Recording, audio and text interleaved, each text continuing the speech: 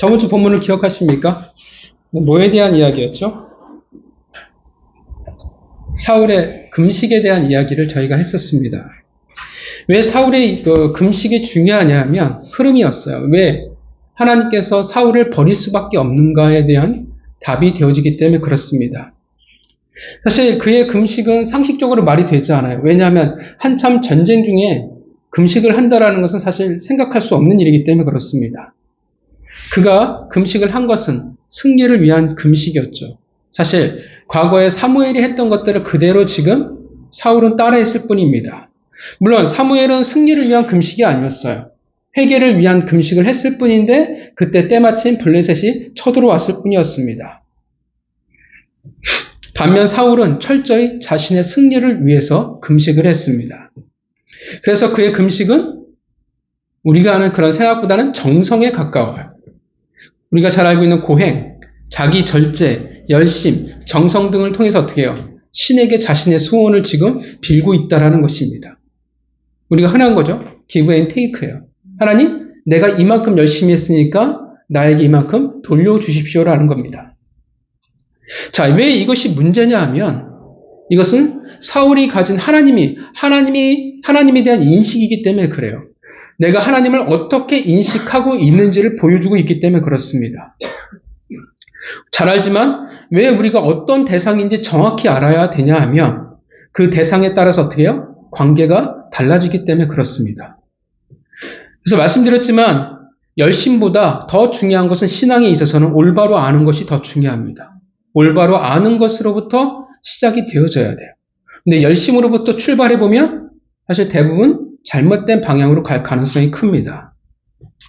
사울에게 있어서 하나님은 어떻게 인식되어지는 대상이냐 하면 그의 소원을 이루어주는 그냥 신이에요. 그러니까 세상과 똑같다라는 것입니다. 하나님은 우리에게 인격적인 관계를 맺어나가신 거예요. 당신의 백성으로 삼으셨고 자녀로 삼으셨는데 정작 사울은 어떻게 해요? 이스라엘의 목자로서 하나님을 그런 관계로 보지 않다라는 것입니다. 그 말은 다른 말로 바꿔 이야기하면 사울은 하나님을 알지 못했다라는 거예요. 하나님을 믿지 않았어요. 사울이 가진 하나님은 신앙의 대상이 아니라 종교였다라는 것을 말해줍니다. 그래서 사실 하나님이 사울을 버리셨다라는 표현은 정확히 하지 않아요. 이미 사울이 하나님을 버렸다라는 것입니다. 무려 2년 동안 하나님을 배워나갈 수 있었잖아요. 사무엘이 옆에서 열심히 가르쳤을 텐데 사울은 전혀 배우려고 하는 의지가 없었다라는 것을 말해줍니다. 그러니까 믿음이 아니라 종교였어요.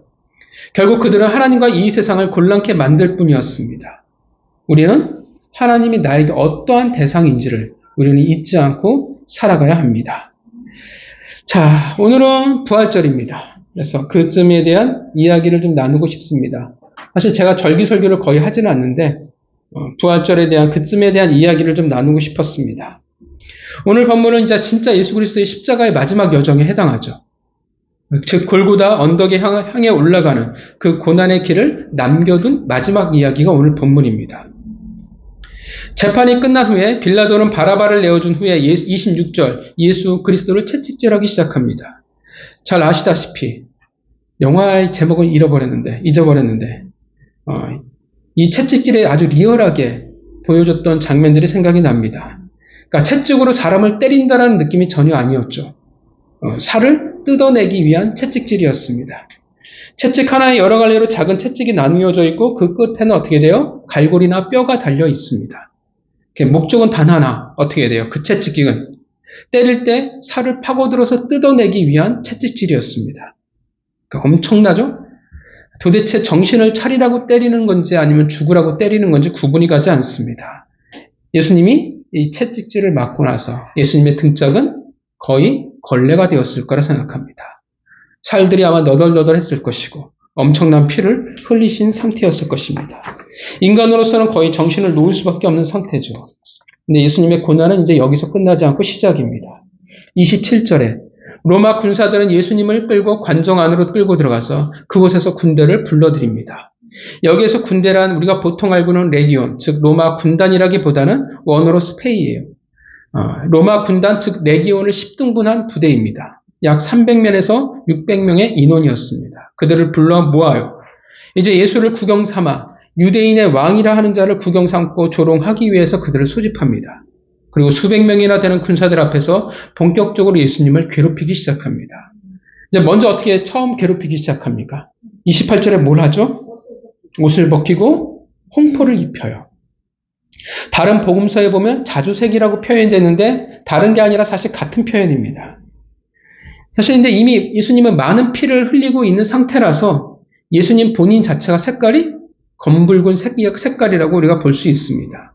그러니까 이미 입지 않아도 홍포를 입은 것과 다를 바 없는 상태예요. 우리는 이 홍포가 가지는 색깔의 의미를 잘 압니다. 이 옷의 의미는 황제, 왕을 상징하고 있는 색깔이었습니다. 그러니까 옛날 우리식으로 생각하면 골룡포죠. 그죠? 왕만 입을 수 있는 그 붉은색, 그 옷이라고 생각할 수 있습니다. 자, 두 번째 예수님의 옷을 홍포로 갈아입힌 후에 무엇을 합니까? 29절에는 우리가 너무나 잘 알고 있는 그림이죠. 가시관을 엮어서 그의 머리에 씌웁니다. 그리고 오른손에는 뭘 들려요? 갈대를 들립니다. 가시관이 무엇을 의미하는지 잘 아시죠? 이 당시에 동전을 보면 디베르가 이사가 면류관을 쓰고 있는 모습이 새겨져 있습니다. 그러니까 왕의 면류관을 그대로 지금 흉내내고 있는 것입니다. 오른손에 갈대 역시 뭐냐면 동전에 뭐가 새겨져 있냐면 황제의 오른손에 들려 있는 우리가 잘 알고 있는 통치의 상징이었던 홀이에요. 그러니까 홍포를 입히고 면류관을 머리에 씌우고 오른손에는 갈대, 즉 홀을 쥐고 있게 했다라는 것입니다. 그러니까 어떤 모습이 되겠어요, 결국? 어떤 모습이 되어져요? 왕이에요. 그리고 나서 그들이 로마의 병사들이 군대가 무릎을 꿇습니다. 무릎을 꿇다의 원어가 마가복음과 차이가 있어요. 마가복음에서는 경배하다라는 원어를 쓰는데 마태복음에서는 말 그대로 그냥 무릎을 꿇다라는 동사를 써요. 그러니까 충분히 어떤 의미가 내포되는지 우리가 생각해 볼 수 있습니다. 이 모습 자체가 지금 어떡합니까? 왕에게 경배하는 모습입니다. 왕에게 예배하는 모습을 그대로 보여주는 거예요. 물론 진심은 아니죠. 거짓이지만 어쨌든 그들이 무릎을 꿇었습니다. 그리고 말합니다. 그들이 뭐라고 부릅니까? 그렇죠. 유대인의 왕이여 평안할지어다. 사실 이 말은 황제에게 하는 백성들과 군대가 환호하는 황제에게 부르짖는 환호와 찬사의 말이에요. 왕이여 평안할지어다. 그러니까 가이사 만세라는 말과 같은 말입니다. 그리고 이제 30절 적극적으로 그를 조롱하기 시작합니다. 악질적으로 괴롭히기 시작하죠. 어떻게 괴롭혀요? 어떻게 괴롭힙니까? 먼저 침을 뱉죠. 사실 침을 뱉는다는 행위는 어디에서나 사실 특정한 문화권에서는 인사로 사용하기도 하지만 대부분 거의 모든 문명권에서는 최고의 모욕으로 느껴집니다. 앞에서는 기껏 왕으로 어떻게 해요? 치장을 다 해놨잖아요. 그리고 이제 악질적으로 모욕하기 시작을 해요. 침을 뱉은 후에 그의 오른손에 있는 갈대를 다시 빼앗아서 예수님의 머리를 치기 시작합니다. 우리가 생각하기에 갈대가 뭔지는 다 아시잖아요. 그죠? 갈대로 맞아서 아플까요? 안 아플까요? 아플까요? 안 아플까요? 여러분이 생각하는 갈대를 여러분이 맞았다고 생각해 보세요. 아플까요? 안 아플까요? 그죠? 기분이 나쁘지? 아프지는 않아요. 따가울 정도가 될 수는 있겠죠. 근데 그건 우리나라 갈대래요. 이쪽 갈대는 우리가 생각하는 갈대와 다르다라고 합니다. 거의 몽둥이 수준이라고 이야기를 해요. 그러니까 굉장히 우리나라 갈대는 되게 하늘하늘하잖아요. 근데 이쪽의 갈대는 굉장히 단단한 아마 모양새인 것 같습니다. 그 단단한 갈대로 예수님의 머리를 때리기 시작을 해요. 그럼 어떤 일이 벌어질까요? 예수님이 지금 머리에 뭐가 쓰여 있어요? 가시 면류관이죠. 그렇죠? 몽둥이로 머리를 치는 것도 사실 되게 아플 텐데 그 머리에 있는 면류관의 가시가 이제 머리를 파고들기 시작했을 것입니다. 한 번 때리는 것이 아니라 때린다는 말을 보면 미완료 과거 시제예요. 즉 계속해서 지금 가시 면류관을 쓰신 예수 그리스도의 머리를 내리치고 있다라는 뜻이 되었습니다. 곧 그의 얼굴은 피범벅이 되었을 것입니다. 그리고 그들이 왜 그렇게 행하는지를 명확히 31절에 말합니다. 희롱, 조롱이었어요. 여기에서 희롱이란 원어는 아이처럼 놀다의 의미를 가진 동사에서 유래된 말입니다. 즉 아이가 물건을 가지고 장난친 것처럼 놀았다라는 의미가 되어져요. 군병들이 마치 어린아이의 장난감처럼 예수님을 장난감으로 삼아 놀았다라는 표현입니다. 그러고 나서 그의 홍포를 벗기고 도로 그의 옷을 입힙니다. 이제 십자가의 못을 받기 위해 끌고 나가죠. 여기에서 끌고 나가다라는 표현도 달라요. 원어에서 언제 쓰이는 말이냐면 소나 나귀를 끌고 나갈 때 사용했던 단어입니다. 그 의미는 지금 로마 군병들이 예수님을 짐승처럼 끌고 나가고 있는 상태라는 것을 말해줍니다. 사실 예수님이 그 고통 속에서 어떻게 제대로 걸을 수가 있겠습니까? 제대로 걸음 하나 옮길 수 없는 그를 군병들은 짐승과 아니면 짐승처럼 개처럼 지금 질질 끌고 나가고 있는 장면을 이야기해 줍니다. 온갖 조롱으로 예수님을 가지고 놀다가 이제 짐승처럼 끌고 나간다라는 것입니다. 이사야 53장 3절에 이렇게 말합니다. 그는 멸시를 받아 사람들에게 버림을 받았으며 강고를 많이 겪었으며 질고를 아는 자라 마치 사람들이 그에게서 얼굴을 가리는 것 같은 멸시를 당하였고 우리도 그를 귀히 여기지 아니하였도다. 이사야 말씀 그대로 이것이 오늘 본문에 나오는 예수 그리스도의 비참한 모습이었습니다. 비참하게 그지없을 정도의 고통과 조롱이 가득 담겨져 있는 본문이라는 것입니다. 자, 오늘 본문을 통해서 우리에게 무엇을 말해주고 있을까요? 오늘 본문을 통해서 성경이 지금 예수님의 어떤 모습을 우리에게 계속 부각시키고 있냐면 어떤 모습이 지금 강조되어지고 있냐 하면 분명 비참하고 조롱받고 있는 모습이긴 하나 로마 병사들을 통해서 예수님의 어떤 모습이 드러나요? 홍포와 갈대와 가시멜류가 뭐가 드러나요? 왕이에요. 왕의 모습이 지금 드러나고 있는 거예요. 되게 아이러니해요. 모독과 핍박과 아픔인데 오히려 성경에서는 지금 예수님의 어떤 모습을 부각시키냐면 왕이라는 모습을 부각시키고 있다는 것입니다. 그래서 로마 군단병들이 어떻게 대해요? 예수님을 아이러니하게도 왕으로 대하고 있다는 것입니다. 홍포를 두르고 계시고 면류관을 쓰고 계시고 왕의 호를 들고 계십니다. 그리고 그들이 무릎을 꿇고 소리 높여 경배합니다. 완벽한 왕의 모습이에요. 그 성경은 뭘 말해줘요? 예수 그리스도는 왕이시라는 겁니다. 믿으십니까? 로마 군사들은 몰랐어요. 십자가에서 죽음을 맞이하기 전에 왕으로서 지금 그들은 그들의 의도는 아닌데 왕으로서 예수 그리스도를 십자가의 길로 지금 보내고 있다는 것입니다. 본인도 몰랐는데 의도가 아닌데 왕으로서 예수 그리스도를 대하고 있습니다. 군단병들은 지금 자기 자신도 모른 채 지금 성경의 진리를 그들이 증명하고 있는 거예요. 정말로 이 그리스도라는 예수는 면류관을 쓰시고 왕의 호를 들고 예배와 경배를 받으시기에 합당한 분이시라는 것을 그들이 말하고 있다는 것입니다. 그래서 오늘 본문은 예수 그리스도의 핍박과 아픔과 달리 예수 그리스도의 왕되심을 부각시키고 있습니다. 역설적으로 성경이 말하는 거예요. 예수 그리스도는 왕이십니다. 오늘 본문은 한 본문과 크게 대조가 되어집니다. 어떤 본문과 되게 대조가 되어지냐면 우리가 너무나 잘 알고 있는 본문이에요. 크리스마스 때 항상 들어왔던 본문. 바로 동방박사들입니다. 참고로 동방박사는 3명이 아닌 거 아시죠? 동방박사가 몇 명입니까? 할 때 3명입니다라고 말하면 굉장한 착각을 하고 있는 겁니다. 동방박사를 3명이라고 말한 적이 성경은 없어요. 자, 동방박사들의 그 본문과 오늘 본문이 완벽하게 비교가 되는 본문입니다. 세트예요. 자, 동방박사를 왜 하나님이 불러들이셨을까요? 왜 별을 통해서 그들을 초대하셨을까요? 그들을 통해서 부각시켰던 게 어떤 모습이었어요? 동방박사가 뭘 했어요? 경배하고 왕에게 예물을 바쳤어요. 그러니까 뭘 이야기냐? 동방박사를 왜 불러들였냐면 왕이에요. 왕의 탄생을 이야기하기 위해서 동방박사를 불러들였고 그들의 예물을 어떻게 해요? 굳이 이야기하고 있다는 것입니다. 사실 말이 되지 않잖아요. 예수 그리스도의 여러분 탄생을 기억하시죠? 되게 비루하잖아요. 비천하잖아요. 마국간에서 아무도 돌아보지 않는 상황 속에서 어떻게 해요? 제대로 아기를 감싸할 수 있는 옷이 없어서 찢어서 아기를 감싸 안았어요. 그런 상황 속에서 탄생이었어요. 비천함이었습니다.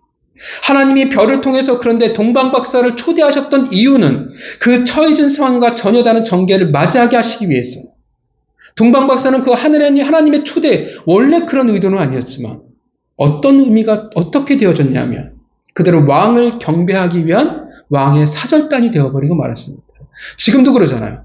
대통령이 취임을 하거나 어떤 왕족이 특별히 왕이 태어나면 어떻게 해요? 각 나라가 사절단을 보내요. 지금도 똑같아요. 사절단이 되어버리고 말았어요. 그들의 예물은 왕에게 바치는 예물이 되어버리고 말았습니다. 상황은 말이 안 돼요. 근데 왕의 탄생으로서의 구색을 하나님이 맞춰버린 거예요. 오늘 본문도 그래요. 말이 안 되는 상황을 통해서 왕이라는 그 구색을 하나님이 맞춰버린 거예요. 그래서 이 말씀이 성취되어집니다. 시편 22편 27절의 말씀. 열방의 모든 족속에 주의 앞에 경배하니. 마태복음 자체가 어떤 예수 그리스도의 모습을 강조하냐면, 여러분 사복음서 다 달라요. 예수님을 강조하는 모습들이 다 달라요. 근데 마태복음은 어떤 예수 그리스도의 모습을 강조하냐면 왕이에요. 왕이신 예수 그리스도. 그래서 그의 탄생도 왕의 탄생으로 이야기하고 있고, 이제 왕의 죽음이 뭐로 이어져 가냐, 죽음이 뭐로 이어지냐면 왕의 죽음으로 이루어져 갑니다. 마태복음은 어떻게 해요? 왕의 탄생과 왕의 죽음으로 마무리한다라는 것입니다. 그런데 차이가 있어요. 아주 비슷한데 차이가 생겨요. 여러분, 동방 박사들과 오늘 로마 군병들과의 차이가 어떤 차이가 생길까요? 어떤 대조가 있을까요? 분명 똑같이 왕의 부각이 되어져요. 똑같이 어떻게 해요? 왕을 대하고 있어요. 근데 어떻게 해요? 어떤 차이가 생겨요? 전혀 다른 태도와 자세가 있다라는 거예요. 모양은 똑같아요. 모양은 똑같은데 전혀 다른 자세라는 것입니다. 동방 박사는 왕이신 아기 예수를 경배했어요. 진정으로. 로마 군병들도 왕이신 예수 그리스도를 무릎을 꿇고 경배를 했어요. 그러나 그것은 진심이 아니라 사실은 거짓이었습니다. 조롱이었습니다. 대하는 모습은, 행색은 둘 다 왕으로서 예수 그리스도를 대하고 있지만 전혀 다른 자세로 두 본문이 대조를 이루고 있다는 것입니다. 동방 박사의 경배는 정말 왕을 향한 경배였고, 반면 군병들의 경배는 단지 그를 조롱하기 위한 경배, 거짓에 지나지 않았다라는 것입니다. 한쪽은 진짜 왕이었어요. 근데 다른 한쪽은 왕인데 장난감처럼 대했다라는 것입니다. 짐승처럼 대하고 있습니다. 똑같은 경배인데 전혀 달랐다라고 이야기를 합니다. 왜냐하면 군병들은 정말 왕을 대했지만, 왕의 구색을 갖췄지만 예수 그리스도를 진정한 왕으로 생각하지 않았기 때문에 그렇습니다. 그래서 왕을 장난감처럼, 그리고 짐승처럼 모욕하고 괴롭혔습니다. 근데 사실 예수님은 왜 오늘 이 고초와 모욕을 참고 계십니까? 누구를 위해서 참고 계세요? 등짝의 모든 껍질들이 피부가 뜯겨져 나가는 고통을 왜 감내하고 계십니까? 우리는 조금만 상처받아도 우리는 아파 죽겠는데, 몽둥이로 그의 머리를 내려칠 때마다 가시며 알려가니 그의 머리를 파고드는 그 고통, 머리와 발끝까지 피해 범벅이 되는 그 고통, 거짓으로 경배하는 자들의 모욕, 유대인의 왕이여 평안할지어다. 왜 이 수치와 고통을 당하고 계십니까? 이사야 53장 5절, 그가 찔림은 우리의 허물 때문이요 그가 상함은 우리의 죄악 때문이라. 그가 징계를 받았으므로 우리는 평안을 누리고 그가 채찍에 맞음으로 우리는 나음을 받았도다. 믿으십니까? 그의 모욕은, 그의 고통은, 피 흘림은 우리를 위해서라는 거예요. 우리로 하여금 평화를 누리게 하기 위해서라는 것입니다. 하나님과의 화평이 깨졌잖아요. 샬롬이 끊겼어요. 그것을 회복하기 위해서였어요. 그렇게 우리의 나음을 위함이었고, 그래서 우리를 위해 그 모진 고통과 고문을 참고 계시는 것입니다. 우리를 위함이었습니다. 동방 박사를 위해서였고, 그리고 오늘 본문의 로마 군병들을 위해서였습니다. 더 나아가 우리를 위해서였습니다. 믿으십니까? 그래서 우리는 은혜를 가진 거예요. 그래서 우리는 자존심을 부릴 사실 이유가 없는 거예요. 내가 뭐가 잘났더라고 자존심을 부릴 수 있겠습니까? 내가 어찌 그 은혜를 잊을 수 있겠습니까? 우리가 서로를 받아들일 수 있고 서로를 용서할 수 있는 이유는 내가 대단해서가 아니에요. 내가 덕을 많이 가져서가 아니에요. 은혜를 기억하면 그럴 수밖에 없는 거예요. 내가 뭐가 잘났다고 다른 일을 내가 정죄할 수 있겠습니까? 우리는 용서할 수밖에 없는 거예요. 그래서 우리는 하나의 공동체가 한 몸이 될 수 있는 것입니다. 사랑하는 성도 여러분, 예수 그리스도는 왕이십니다. 믿으십니까? 그렇죠. 왕이기 때문에. 그래서 오늘 우리는 그 왕을 경배하기 위해서 오늘 이 자리에 모여 있습니다. 이 자리에서 우리가 무릎을 꿇고 경배하고 있으며 그래서 우리는 왕의 만세를 우리는 부르짖고 있는 것입니다. 근데 중요한 게 있어요. 왕을 대하고 있는데 누구처럼 왕을 대하고 있냐라는 거예요. 여러분, 동방박사처럼 왕을 대하고 계십니까? 아니면 로마 군병처럼 왕을 대하고 계십니까? 우리가 잊지 말아야 돼요. 우리는 기억해야 돼요. 그 둘 모두 왕을 경배하고 있습니다. 다 왕의 만세를 부르짖었어요.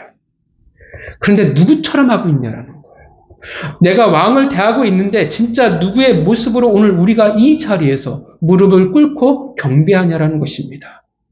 왕으로 대하는 자세는 동일할지 모르지만 분명 우리가 기억해야 할 것은 동방박사 로마의 군병의 경배는 전혀 다르다라는 것입니다. 겉모양은 똑같았어요. 근데 그 내용은 다르다라는 것입니다. 똑같이 입술로 왕을 찬양할 줄 모르지만 그 내용은 전혀 다른 것이었습니다. 우리도 마찬가지예요. 예수 그리스도는 우리를 위해서 오셨건만 우리는 그를 전혀 다른 내용으로 대하고 있다는 것입니다. 예배를 드려요. 우리가 찬양을 드립니다. 우리가 예물을 드려요. 그런데 그 내용이 그렇지 않을 때가 있다라는 거예요. 그렇지 않은 사람들이 있다라는 거예요. 거짓이 너무나 많다라는 거예요. 단지 그 예배를 드리는 행위가 신앙의 전부인 것처럼 생각한다라는 것입니다. 내가 예배를 드렸으면 됐고 예물을 드렸으면 됐고 찬양을 했으면 됐고 그것이 전부라고 생각한다라는 거예요.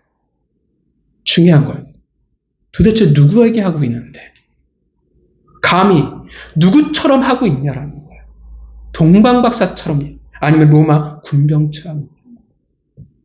우리가 구약에서 하고 있는 사울이 생각나고 있지 않습니까? 사무엘과 사울이 대하는 하나님이 똑같아요. 근데 전혀 다르잖아요. 전혀 다른 모습으로 대하잖아요. 우리는 예수 그리스도가 우리의 왕인 것을 누구보다도 너무나 잘 압니다. 아니라고 하는 사람이 여기 있을까요? 없어요. 우리는 다 왕이라고 생각을 합니다.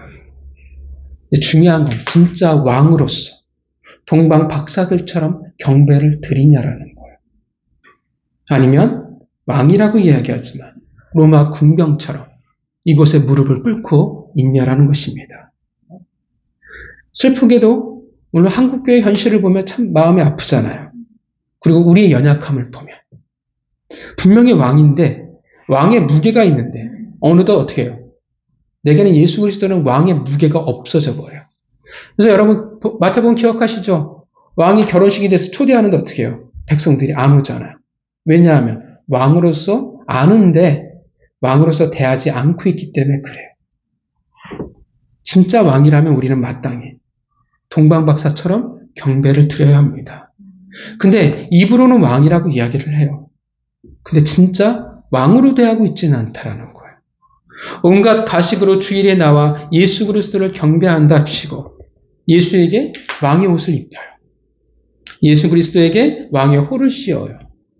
호를 잡게 해요. 예수 그리스도의 머리 위에 면류관을 씌워놓고 경배한다고 이야기합니다. 그리고 부르짖죠. 왕이시여 평안하십니까?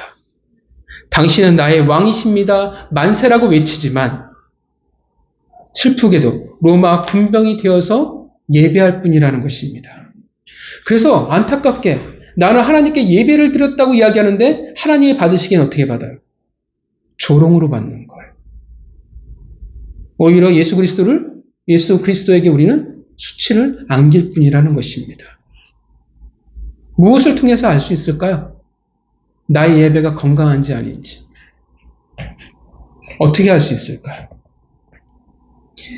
진짜 왕이라면 그렇게 대해야 되고 그렇게 살아가야 합니다.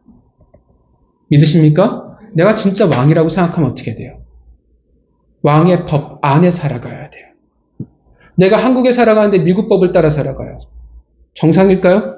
아니에요. 제가 어렸을 때 초등학교 때인가? 아마 그때쯤 신문에 뉴스에 크게 났던 일들이 있어요. 뭐가 있었냐면 미국에 가신 그러니까 이민 가신 우리는 할아버지가 계시는데 우리 옛날에 그랬잖아요. 남자애들 거기들 보면 어른들이 그 고추 만지시면서 막 얘기했잖아요. 그러니까 우리 문화권에서 아무 문제가 없었어요.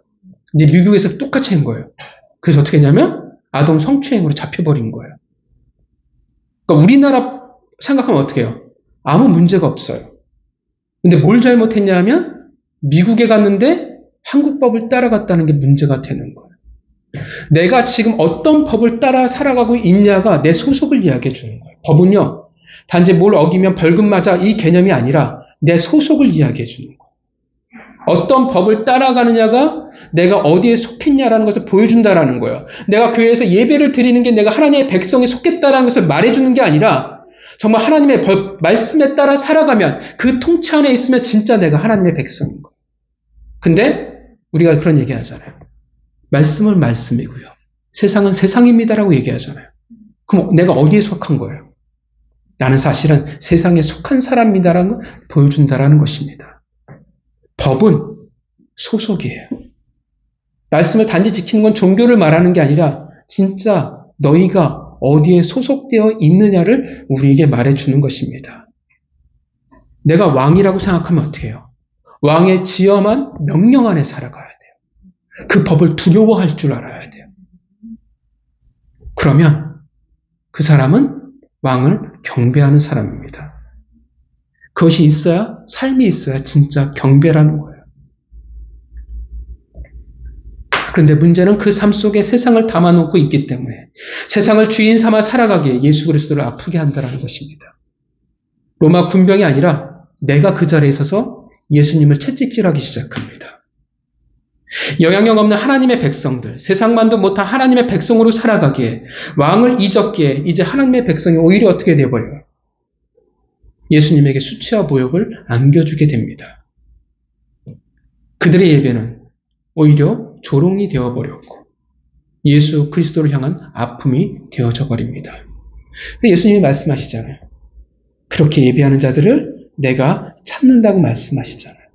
찾는다는 뜻은 어떤 뜻이 되어져요? 별로 없다라는 뜻이 되어집니다. 나중에 우리가 언젠가 하나님 앞에 마주할 때가 있을 텐데 그러지 않았으면 좋겠어요. 네가 나를 언제 예배했느냐 라는 말을 들으면 속상하잖아요. 그죠? 적어도 다른 것은 몰라도 정말 예배하는 자로 하나님 앞에 마주할 수 있었으면 좋겠습니다. 똑같은 왕이라고 말할지는 모르지만 모든 이들이 예수 그리스도를 분명 왕으로 대한다고 말할지는 모르지만 성경은 뭘 말하냐면 아니라는 거예요. 어떤 이들은 경배를 통해 정말 예수 그리스도 왕 되시는을 높이는 자들이 있는가 하면 어떤 이들은 경배를 통해서 예수 그리스도에게 채찍과 조롱을 가하는 자들이 있다라는 것입니다. 그러니 아무리 경배와 예배를 드린다 할지라도 어떻게 하나님이 받으실 만한 것이 되겠습니까? 로마 군병과 다를 바가 없는데. 오늘은 우리가 예수 그리스도의 부활을 기념하는 날입니다. 비천하게 이 땅에 임하셨고 십자가의 고난을 당하셨으며 그 보혈의 피를 우리를 위해 아낌없이 흘리셨습니다. 그래서 오늘 우리가 이 자리에 있습니다. 여러분, 그 부활하신 예수님은 여러분들에게 어떠한 분이십니까? 만약 은혜만을 보혈의 피를 쏟아주시는 분으로만 여러분 기억하고 계십니까? 아니면 여러분의 왕으로 여러분들이 생각하고 계십니까? 그렇다면 누구의 모습으로 여러분의 왕을 지금 맞이하고 계십니까? 여러분들은 어느 편에 속해 하셨어요? 오늘 이 자리에서 왜 예배를 드리고 계십니까? 동방박사들처럼 왕을 경배하기 위해서입니까? 로마 군병들처럼 왕을 경배하는 이름으로 조롱하기 위해서 이 자리에 계십니까? 여러분의 삶 속에 예수는 정말 왕으로서 계십니까? 사랑하는 성도 여러분, 부활절입니다. 예수 그리스도는 유대인들을 위해서, 본디오 빌라도를 위해서, 대제사장들을 위해서, 동방박사들을 위해서, 로마 병정들을 위해서, 그리고 오늘 우리를 위해서 오셨습니다. 그렇게 십자가를 지셨고 3일 만에 부활하셨습니다. 이제 우리가 선택해야 되는 거예요. 부활하신 왕이신 예수 그리스도를 우리가 어떻게 경배할 것인가? 내가 누구 편에서 그를 경배할 것인가를 우리가 선택해야 합니다. 우리들의 예배가 그리고 여러분의 찬양과 경배가 로마 병정들의 것이 되어지지 않기를 바랍니다. 우리들이 왕을 향한 경배가 예수 그리스도를 채찍질하는 자의 삶이요 수치와 모욕을 주는 삶이 아니기를 바랍니다. 여러분, 우리 앞에 왕이 계십니다. 진짜 우리의 왕이신 것을 믿기에 진정으로 경배하는 자들이 되기를 바랍니다. 부활하신 그렇게 왕이신 예수 그리스도를 우리의 왕으로 경배하는 우리의 삶이 되어지기를 주님의 이름으로 축원합니다. 이 시간 우리 같이 기도할까요?